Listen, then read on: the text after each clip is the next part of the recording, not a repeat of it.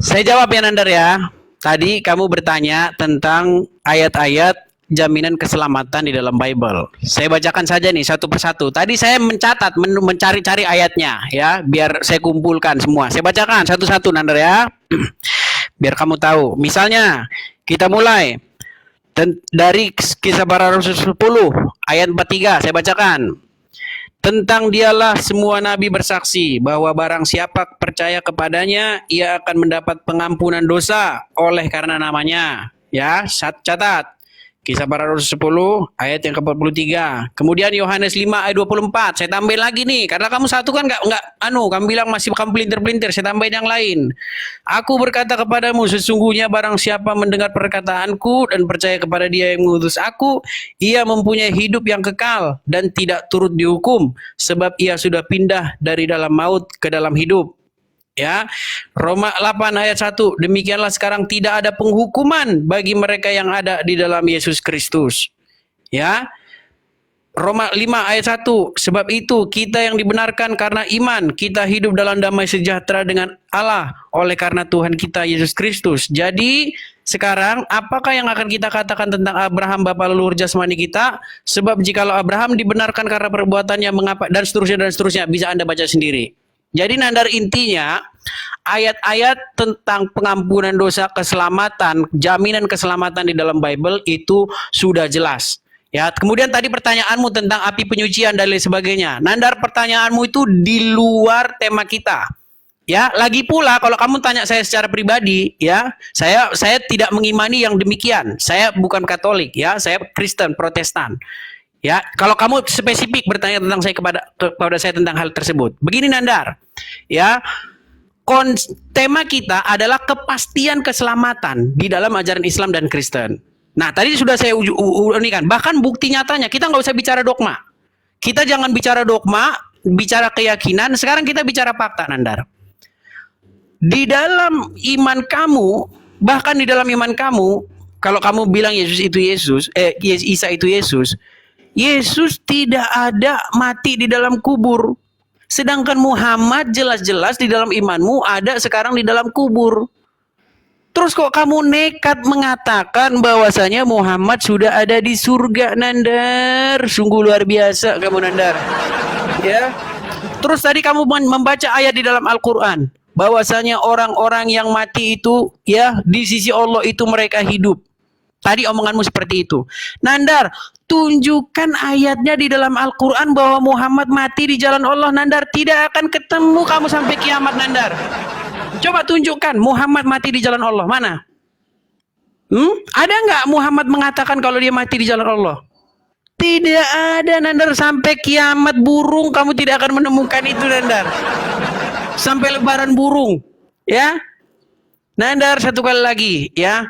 Janganlah kamu karena tidak puas dengan Al-Quran, kemudian kamu mengutip hadis-hadis, ya, yang oleh kamu sendiri dan teman-temanmu dipalsu-palsukan.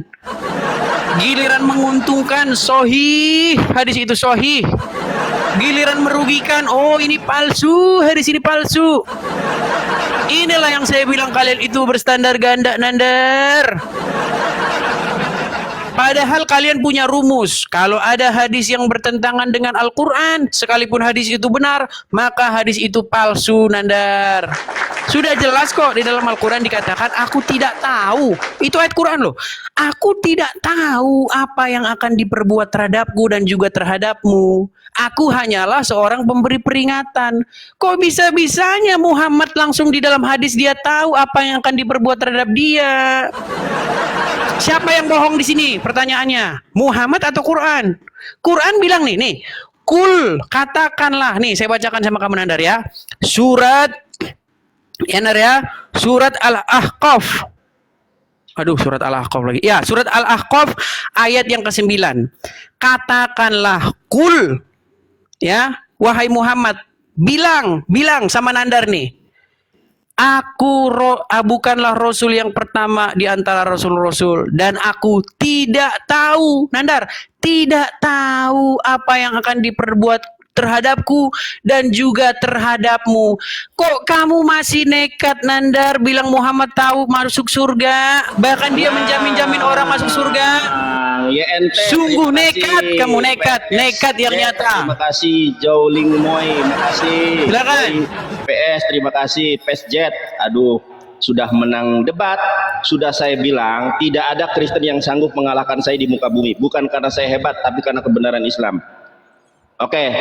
Kenapa setiap saya mau mulai wajahmu selalu ditutupi kayak si Joseph kalah debat langsung close cam. Saya mute ini loh Nandar, saya mute. Saya kan mute ini biar saya nggak bingung ngomong. Oke. Terima. Dis lain ditanya, lain dijawab. Dis. Nabi Muhammad di dalam Quran surat Al-Maidah ayat ketiga, a'udzubillahi minasyaitonirrajim, al-yauma akmaltu lakum dinakum wa atmamtu alaikum nikmati wa raditu lakumul islam madina. Pada hari ini telah al-yauma akmaltu lakum dinakum, telah kusempurnakan agama bagimu dan telah kucukupkan nikmatku kepadamu, wa raditu lakumul islam madina, dan telah kuridoi Islam sebagai agama kamu. Setelah kejadian ini, setelah ayat ini turun, Rasulullah SAW meninggal dunia. Ternyata apa? Ini Islam sudah diridhoi. Nabi Muhammad sudah disempurnakan, sudah dicukupkan nikmat kepada beliau, dan akhirnya beliau pergi kepada Allah Subhanahu wa taala. Jelas akhirannya baik, husnul khotimah, yang diridhoi Allah, yang kemudian mati meninggal dunia dalam jalan Allah. Berbeda dengan Yesus Kristus. Kalau Yesus Kristus menurut Bible ya, kalau menurut Islam beliau naik ke langit kedua. Menurut Bible Yesus mati diracun. Ya, Yesus mati diracun. Yesus mati diracun Matius 27:48, Mazmur 69:21. Karena ini bukan pembahasan itu, saya nggak mau terjebak untuk melebar kemana-mana. Jujur ya, tidak ada debater Kristen yang sanggup mengalahkan saya. Bukan karena saya hebat. Al-Islamu ya'lu wa la yu'la alaih. Islam itu tinggi, tidak ada yang lebih tinggi daripada Islam. Ya, Kristen itu rendah menurut Islam. Al-Islamu ya'lu wa la yu'la alaih. Al-ilmu qabla al-qaul wal amal. Berilmu terlebih dahulu sebelum berbicara dan beramal.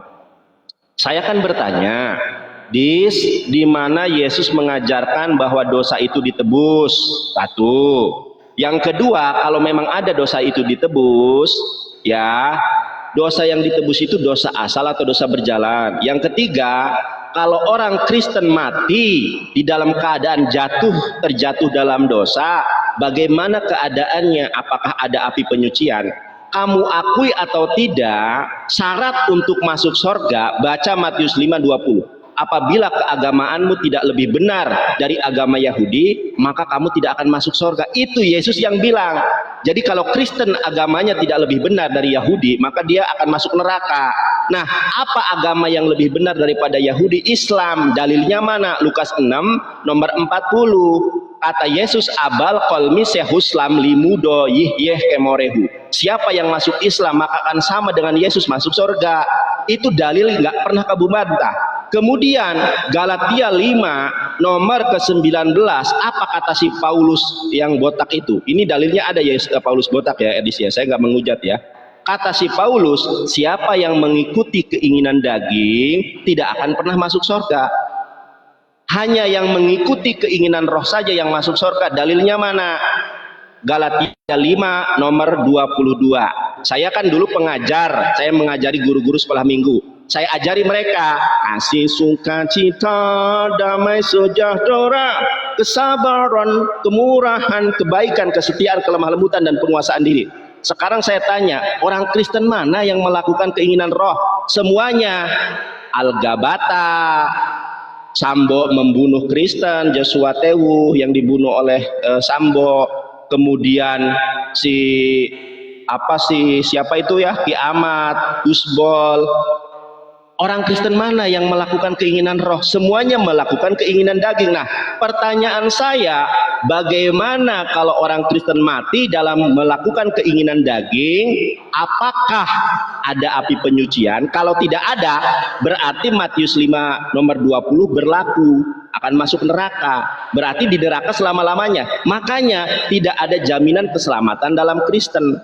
Edis, kamu cari debater Kristen yang paling hebat di muka bumi, debat live house open camp dengan saya, tidak ada yang sanggup mengalahkan saya. Pasti jawabannya muter-muter. Ditanya apa, jawab kemana. Ditanya Matius, jawabnya si kisah para rasul. Kisah para rasul itu buatan si Lukas dan si Paulus. Kamu lebih percaya Yesus atau lebih percaya Paulus? Kenapa tepuk tangan, tepuk jidat lo? Kalau nggak sanggup menjawab, bilang aja. Ditanya apa, jawabannya kemana. Dis, kamu tuh disaksikan oleh seluruh dunia, Lis, debat dengan saya. Jangan sampai kamu gara-gara kalah debat, banyak yang mualaf. Kamu kalau membodohi orang muslim awam bisa, membodohi evangelis Yonatan Nandar tidak akan sanggup. Saya lebih pintar dari para pendeta. Al-Kibru, Batoril Haq, wa Gomtun Nas. Terima kasih ya ente, Teddy Trikoni, PSJ, Anda luar biasa. Terima kasih buat semuanya. PSJ, Teddy Trikoni, kita menang debat, menang juga PK. Terima kasih ya. Barakallahu fikum. Terima kasih. Terima kasih. Ya, Terima waktu kasih. lagi. Waktunya Terima kasih. Nandar. Pak Dik kalah debat. Nandar, mana ada kau, jangan GR Nandar. Sungguh luar biasa, dia berhalusinasi teman-teman. Kalah debat, kalah PK. Kasihan deh lo. Jawab pertanyaan saya ya. Silakan kasih waktu. Iya. Oke, saya diam. Baik. Ya, inilah yang saya bilang ya, temanya apa, dibahas apa. Ingat ya teman-teman yang baru datang, saya kasih tahu dulu tadi. Tadi ini saya siaran, tema saya itu tentang ayat persusuan yang hilang dimakan rayap. Nah, melihat tulisan di layar itu, Nandar kejang, teman-teman, kejang. Lalu dia meminta untuk membahas konsep keselamatan, kepastian keselamatan di dalam Islam dan Kristen. Lalu saya bilang, Nandar, kamu akui dulu kalau kamu takut membahas ini, ayat persusuan yang hilang ini. Tapi dia tidak mau ngaku, teman-teman. Dia bilang katanya, next time kita bahas itu. Ingat, Dar, janjimu ya, next time kita bahas ya, tentang ayat persusuan yang hilang. Ingat, janjimu. Ya, sudah saya turuti, ini tema dari kamu. Makanya teman-teman ya, tema itu selalu dari mereka. Ketika tema dari kita, ngamuk mereka teman-teman, ngamuk. Selalu saja yang milih tema mereka, ya. Kalau kita yang milih tema, demo, mereka demo, teman-teman demo. Oke, saya jawab pertanyaanmu. Tadi kamu menyimpang, saya kalau kamu menyimpang saya ikutin. Kamu memfitnah bahwa Paulus kamu bilang botak. Saya tunjukkan ayat, kamu suruh minta ayatnya, kamu tunjukkan gambar. Ya, terus kamu bilang katanya, kamu fitnah dengan sangat kejam bahwa Tuhan Yesus diracun, kamu bilang, mati diracun, kamu bilang seperti itu. Nandar, apakah karena Muhammad mati diracun sehingga kamu seperti itu? Iya teman-teman, kalau mereka yang ngomong, kalau saya ngomong dia nggak percaya. Biarkanlah Ustadz yang ngomong, apakah benar bahwa Muhammad mati diracun? Dengarkan. Sakit Rasulullah SAW semakin parah, lalu kemudian kata Nabi kepada Aisyah, apa kata dia? Ya Aisyah, wahai Aisyah, ma'azalu ajidu alam at-ta'am, terasa di dalam sakitnya makanan yang kumakan waktu di Khaybar. Ini dalil bahwa dia mati diracun. Ini dalil bahwa dia mati diracun. Ini dalil bahwa dia mati diracun. Ingat Nandar, Abdul Somad saja ulama Nandar mengatakan Muhammad mati diracun. Nandar, mengapa kamu nekat Nandar malah menuduhkan itu kepada Yesus, Tuhan Yesus kami? Sungguh kamu adalah orang-orang yang termasuk tukang fitnah yang keji Nandar. Ya. Dan kamu inilah orang-orang yang nekat dan pemfitnah yang keji. Kemudian tadi kamu mengatakan, mengutip satu ayat.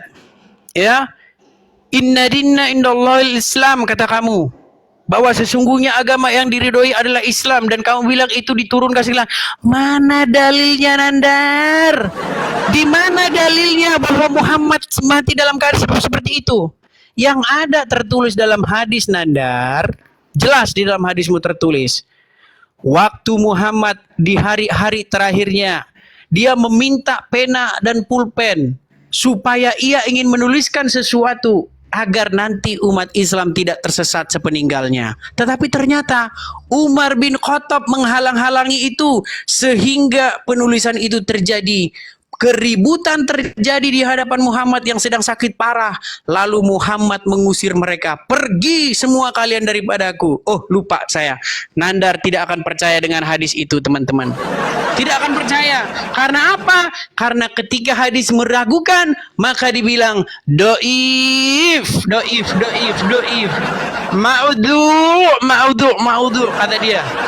Pokoknya hadis yang merugikan akan dikatakan palsu. Kalau hadis yang menguntungkan sekalipun bertentangan dengan Al-Quran, sahih, sahih, sahih.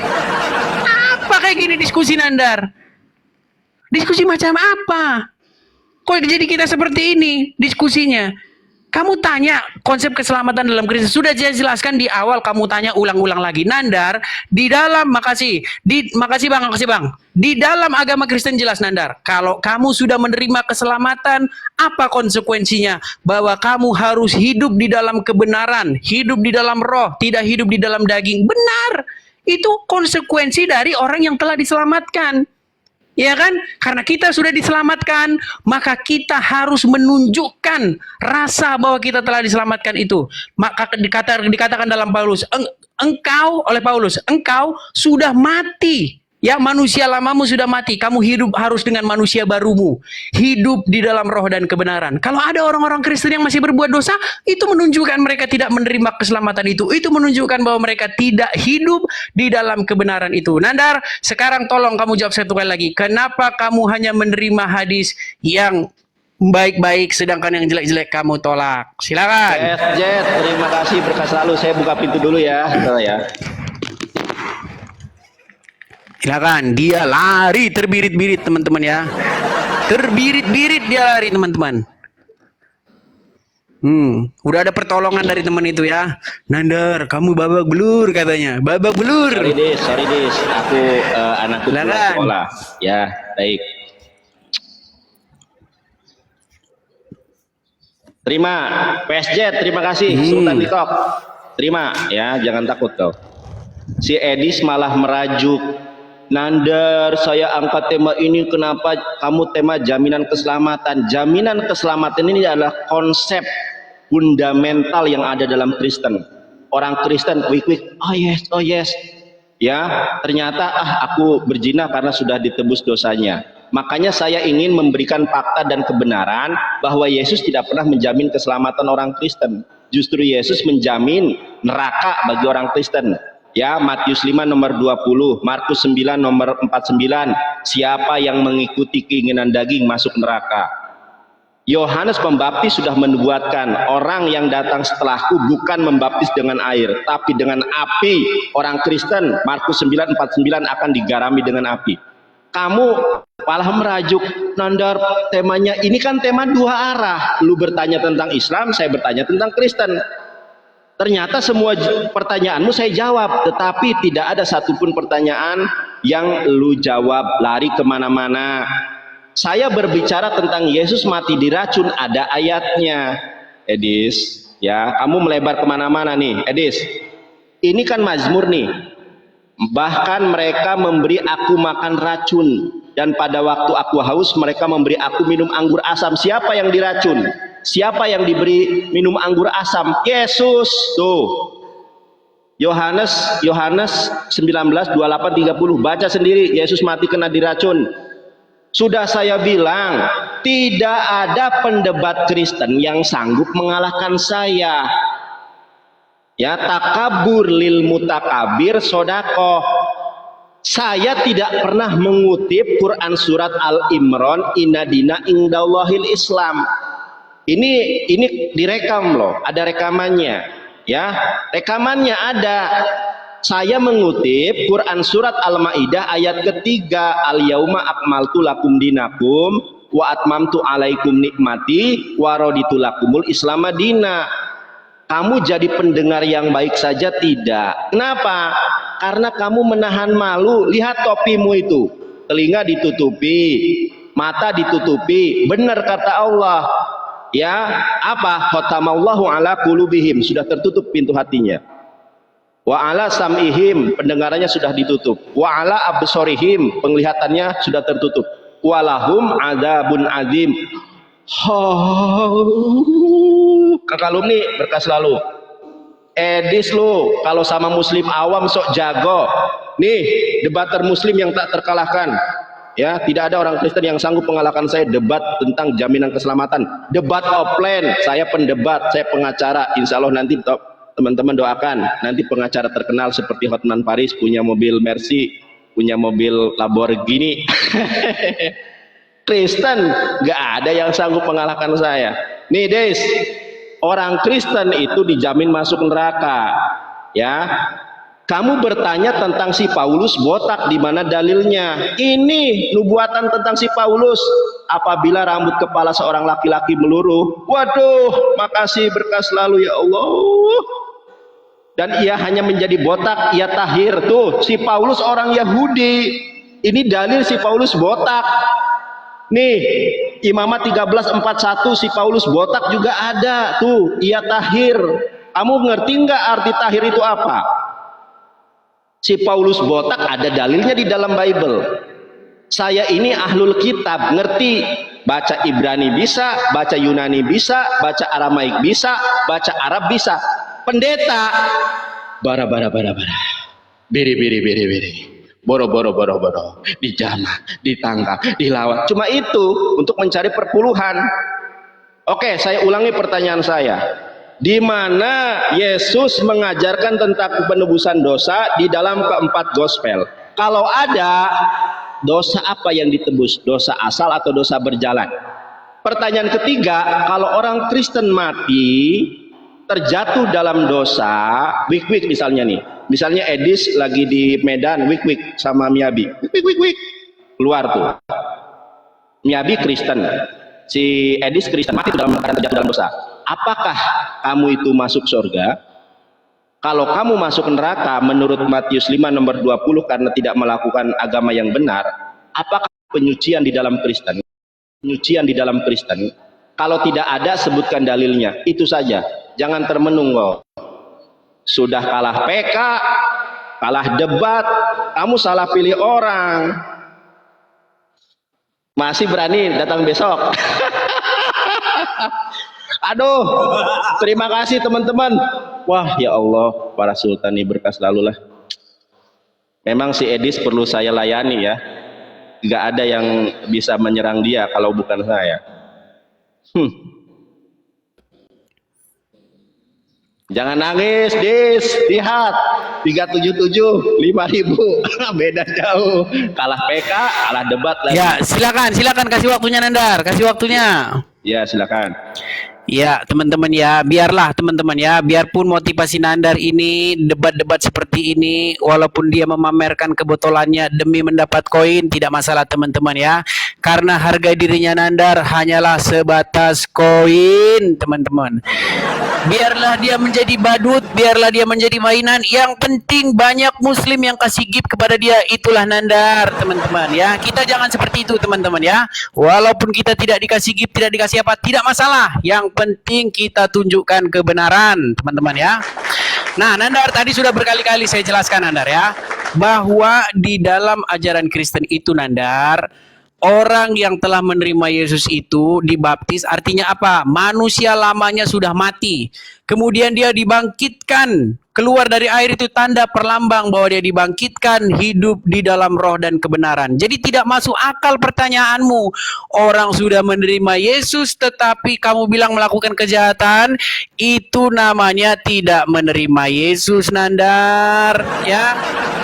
Sekarang perkataan Yesus seperti ini ya. Yesus mengatakan seperti ini. Orang yang percaya kepadaku, ia melakukan apa yang ku katakan kepadanya. Jadi bagaimana mungkin kamu bilang percaya kepada Yesus tapi seperti kamu bilang wi apa? Itu apa pertanyaanmu macam apa? Ya. Nah, sekarang kita kembali ke pertanyaanmu nih. Kamu orangnya lari kemana-mana tadi. Tadi kamu bilang masalah, jadi lupa saya kan.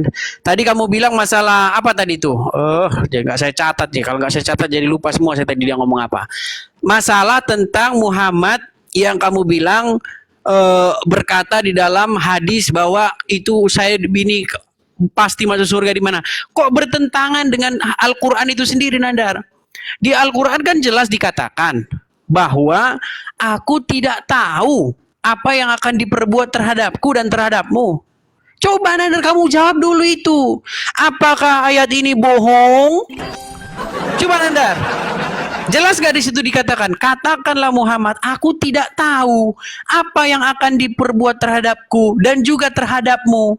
Coba ini fokus ke sini. Ini konsep keselamatan. Konsep keselamatan di dalam agamanya Nandar adalah Muhammad tidak tahu apa yang akan diperbuat terhadap Muhammad dan juga terhadap Nandar. Itu konsep keselamatan dalam agamamu. Sedangkan konsep keselamatan dalam agama Kristen jelas. Akulah jalan dan kebenaran dan hidup. Tidak ada seorang pun yang datang kepada Bapa kalau tidak melalui aku. Jelas. Yesus keselamatan dan hidup. Coba di mana Nandar kalau Muhammad ngomong dia adalah keselamatan dan hidup? Hah? Fokus ke sini Nandar, jangan usah lari kemana-mana. Dan lagi, kamu gara-gara lalu ini, saya ingat tadi. Tadi dia ngomong tentang konsep penebusan dosa. Nandar, nih, saya tunjukkan sama kamu Nandar ya. Kamu itu Nandar wajib berbuat dosa ya. Wajib kamu berbuat dosa. Supaya apa? Supaya nanti orang Yahudi dan Nasrani tidak menjadi pengangguran. Pengangguran karena apa? Karena merekalah yang akan memikul dosa-dosamu yang sebesar gunung. Nah, lihat tuh. Nih, biar kelihatan. Ya. Bahwa menurut nih Sahih Muslim berapa tuh? 4971. Bahwa nanti di hari kiamat, ya Nandar ya, orang-orang Islam akan membawa dosanya yang sebesar gunung. Nih Nandar nih, ya. Dosa-dosa Muslim yang sebesar gunung. Perhatikan Nandar. Akan ditanggungkan kepada orang-orang Yahudi dan Nasrani Nandar. Sekarang Nandar, udah berapa tinggi dosamu? Meteranmu pasti tidak akan cukup Nandar untuk mengukur tinggi dosamu Nandar. Ya, yang kamu lihat hanya koin saja dalam diskusi ini Nandar, hanya koin. Walaupun kamu PA, ya, kamu hanya mengharapkan sultan-sultan di tempatmu memberimu gift, ya. Itulah harga dirimu Nandar. Biarpun PA yang penting dapat gift, itulah Nandar. Nih, jelas nih ya. Sahih Muslim 4971 dalilnya jelas bahwa di hari kiamat nanti orang-orang Muslim akan membawa dosanya yang sebesar gunung. Lalu dosa-dosa itu ditimpakan kepada orang Yahudi dan orang Nasrani Nandar. Pertanyaan saya Nandar, apakah kamu tidak berminat Nandar menjadi orang-orang yang beruntung yang membawa dosa-dosa sebesar gunung lalu ditimpakan kepada Yahudi dan Nasrani Nandar? Jawab Nandar. Ini jelas konsep penebusan dosa karena kamu lari ke penebusan dosa terus ya. Hadis lain mengatakan nanti di hari kiamat orang Yahudi dan Nasrani akan menjadi penebusmu dari api neraka Nandar. Jawab itu. Silakan. Saya ganti dulu ininya. Oh, si Edis nih. Dia hanya koin saja yang dicari teman-teman ya. Lu tadi di awal PSJ, terima kasih kita selalu. Silakan Nandar. Oke. Udah kalah debat tuh, gak ada lagi yang dukung Edis, kalah GIP, kalah debat lagi. Ya. Tidak masalah kalah GIP. Yang penting kamu keok memamerkan kebotolanmu. Terima. Silakan. Yuk. Oke. Terima kasih atas kejujuranmu bahwa orang Kristen dan Yahudi nanti akan masuk neraka. Itu sesuai dengan Quran surat Al-Baqarah ayat ke-24. Fa'ilam tafalu walang tafalu fattaqun narallati waquduhan nasu wal hijarah uiddat lil kafirin. Kalau kamu tidak dapat membuat satu ayat, satu surat seperti Quran, maka jagalah dirimu dan keluargamu itu dari api neraka yang bahan bakarnya orang kafir dan batu. Jadi kamu dan orang Kristen dan orang Yahudi ini akan jadi bahan bakar api neraka. Memang Al-Quran menyebutkan kalau sudah tahu orang kafir, Yahudi dan Kristen masuk neraka, lalu kenapa masih dalam Kristen?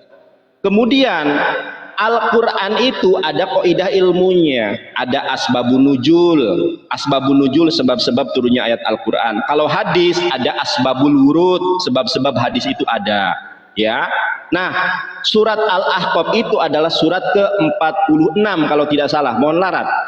Di dalam Quran surat Al-Bainah Allah menjelaskan Nabi Muhammad memang tidak berkata-kata dari dirinya sendiri. Aku tidak tahu apa yang diperbuat oleh Allah kepadaku, dan Allah menjelaskan apa yang diperbuat Allah kepada Nabi Muhammad. Quran surat Al-Bainah, ya, innalladzina amanu wa amilus solihati. kemudian Quran surat banyak itu ayat Al-Qur'annya. Kemudian di dalam Quran surat Al-Hasr ayat terakhir, wassalamun alal mursalin, wassalamun dan keselamatan alal mursalin bagi utusan Allah. Nabi Muhammad utusan Allah atau bukan? Quran surat Yasin ayat keempat, innaka laminal mursalin, engkau ini adalah di antara para rasul. Di dalam menafsirkan Al-Quran jelas tafsir bil maksur, menafsirkan ayat Al-Quran dengan ayat Al-Quran. Nabi Muhammad sudah dijamin keselamatannya. Ya, di dalam Quran surat, mohon maaf, Quran surat apa ya?